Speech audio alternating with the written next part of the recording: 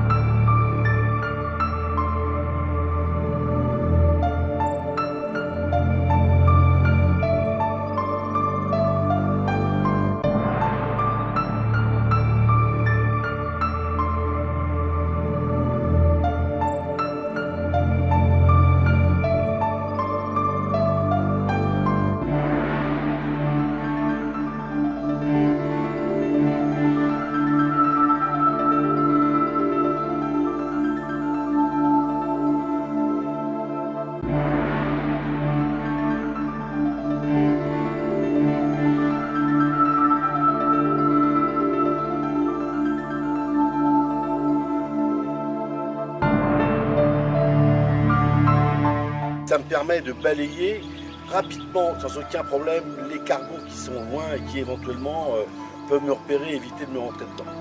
Pendant une traversée de nuit, si je tombe à l'eau, j'ai toujours mon laser avec moi et je peux guider mes coéquipiers pour qu'ils essaient de me retrouver. J'ai quand même plus de chance qu'avec une fusée. Donc l'avantage d'un laser comme celui-là, c'est que ça dure quand même 72 heures, alors qu'une fusée, ça dure 1 minute. Pour moi, c'est quand même un avantage extrême. Ça, c'est l'ancienne fusée. C'est grand. Dangereux. En cas de pépin, je ne sais vraiment pas m'en servir. Voilà, un laser. C'est tout petit, tout simplement, j'ai qu'à tourner et ça marche. Il suffit de tourner et voilà, et vous pouvez indiquer votre position comme ça sur 15 à 18 000 pour signaler votre position. Je trouve que c'est un instrument fabuleux et j'espère que les affaires maritimes françaises vont remplacer ça, vont remplacer tout ce matériel obsolète qui se périme en 2 ans, alors que ça se périme pas, il suffit de changer les piles. Je peux l'accrocher à mon harnais quand je fais le quart de nuit. Donc si je tombe à l'eau, on peut facilement me repérer.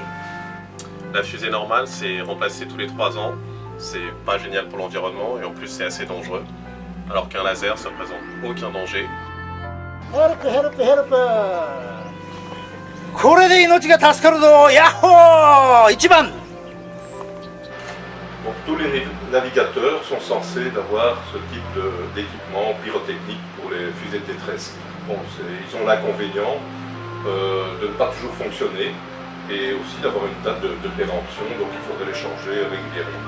Maintenant, il y a une nouvelle technologie, ce sont les feux de détresse laser, en rouge, en vert, mais ils ont l'avantage de fonctionner pendant des heures avec une seule batterie et on peut bien sûr avoir aussi des batteries de réserve.